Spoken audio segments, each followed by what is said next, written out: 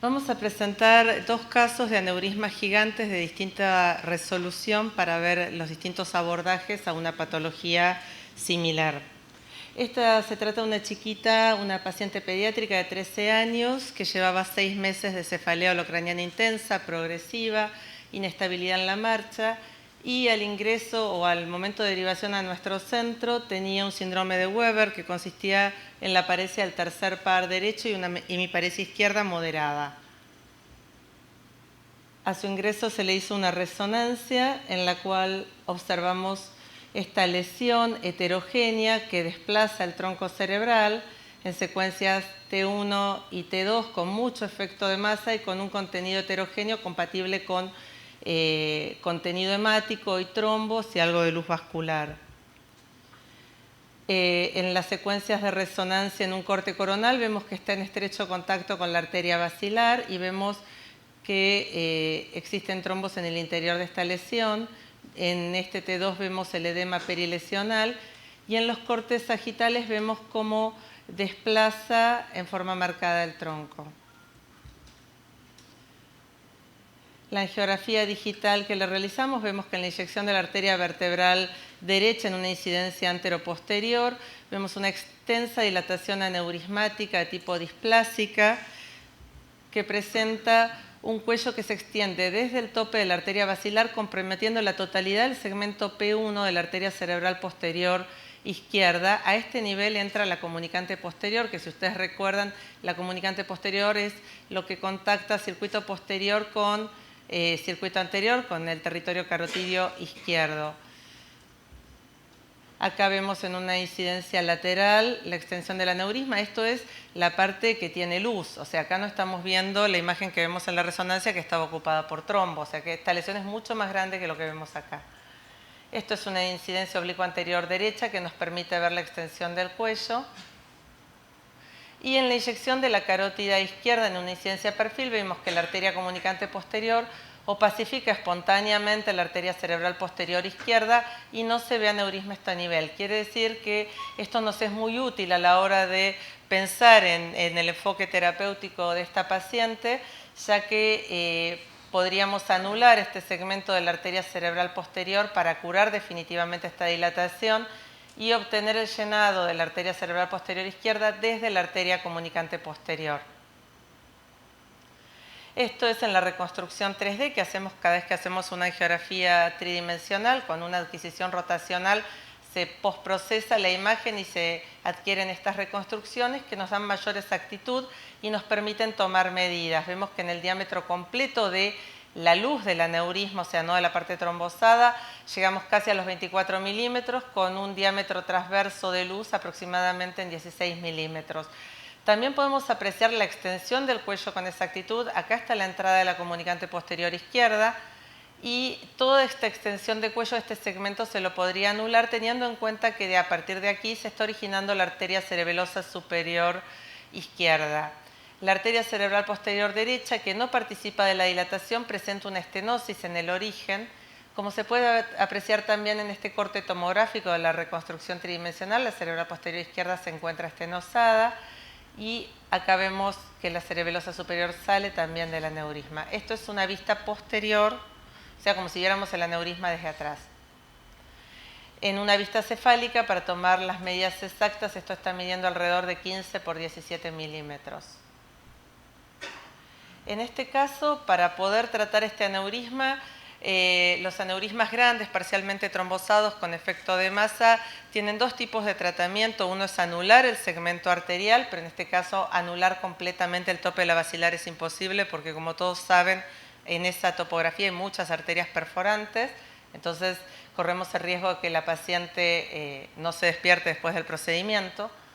La otra alternativa más moderna para el tratamiento de un aneurisma gigante con efecto de masa son los diversores de flujo. Esto es un diversor de flujo de doble malla que tiene un stent por fuera que tiene mayor fuerza radial, que es muy similar a los stents que se utilizan para contener coils en los aneurismas que se tratan con stent y coils, y una malla interna con una trama metálica muy cerrada que es el verdadero diversor de flujo. Estas son las patas del diversor que hacen que se amarre a la pared de la arteria. A ver si puedo.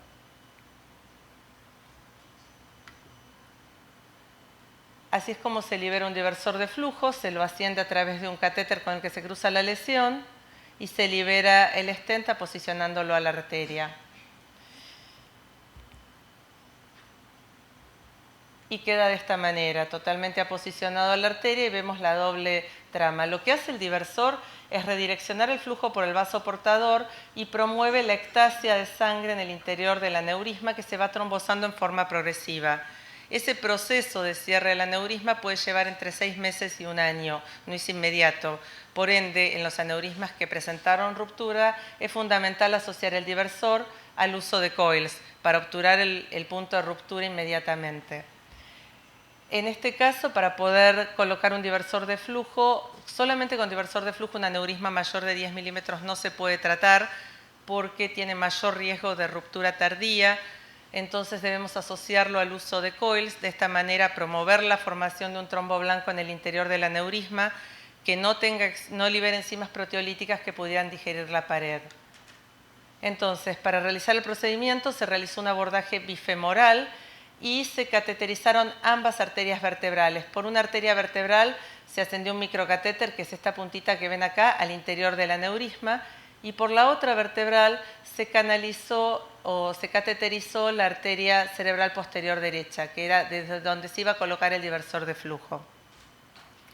De esta manera, lo que se hizo fue colocar un diversor de flujo, que acá vemos su extremo distal, amarrado justo a nivel del origen de la entrada de la comunicante posterior derecha, hacia la basilar, impactándolo bien a nivel del ostium aneurismático.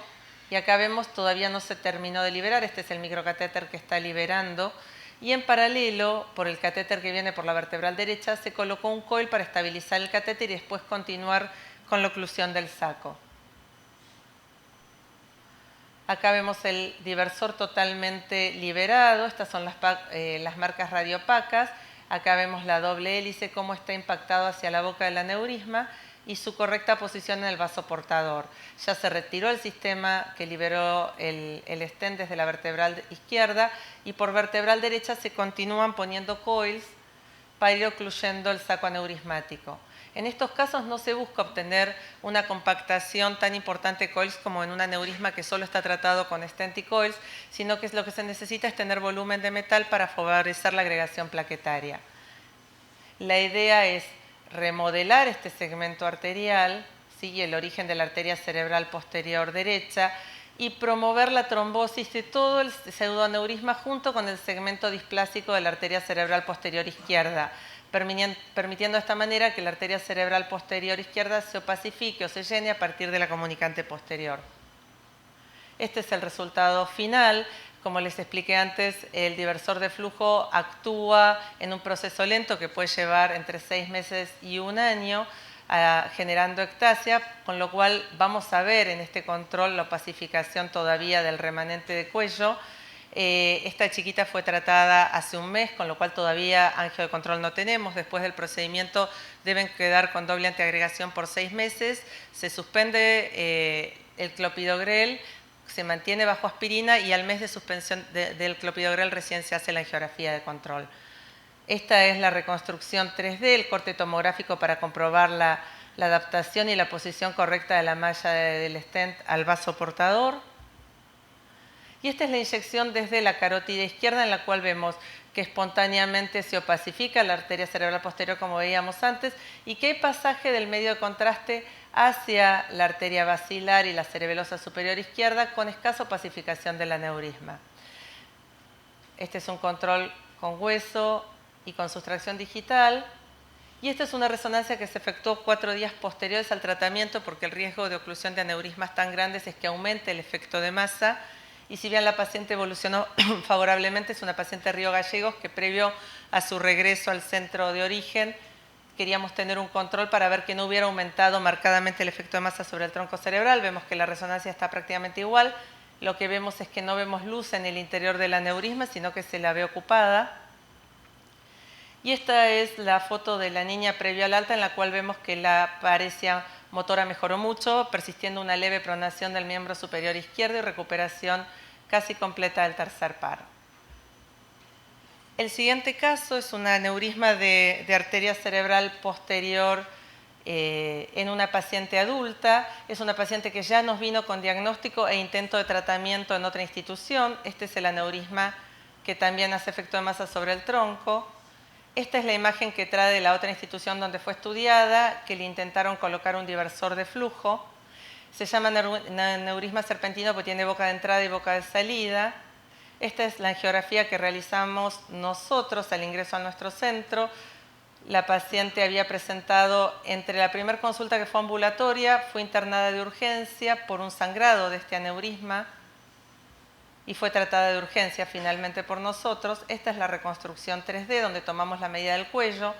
Por tratarse de un aneurisma serpentino, decidimos anular directamente el aneurisma porque era imposible reconstruirlo con un diversor por la extensión del defecto. Así que lo que hicimos fue colocar 2 catéteres, un primer microcatéter que armamos una jaula de coils en la boca del aneurisma, respetando el origen de las arterias perforantes que se originan en el segmento P1, y colocamos un segundo microcatéter, acá ven que hay 2 marcas, con lo cual empezamos a rellenar esa jaula y de esta manera ir obteniendo la oclusión de ese segmento y manteniendo libres el origen de las perforantes. Este es el control final, donde vemos la oclusión completa, que ya no se llena el pseudoaneurisma, y en la inyección carotidia enfrente y en perfil vemos la correcta opacificación del territorio cerebral posterior distal a través de ramos colaterales. La paciente evolucionó favorablemente sin déficit visual. Eso es todo.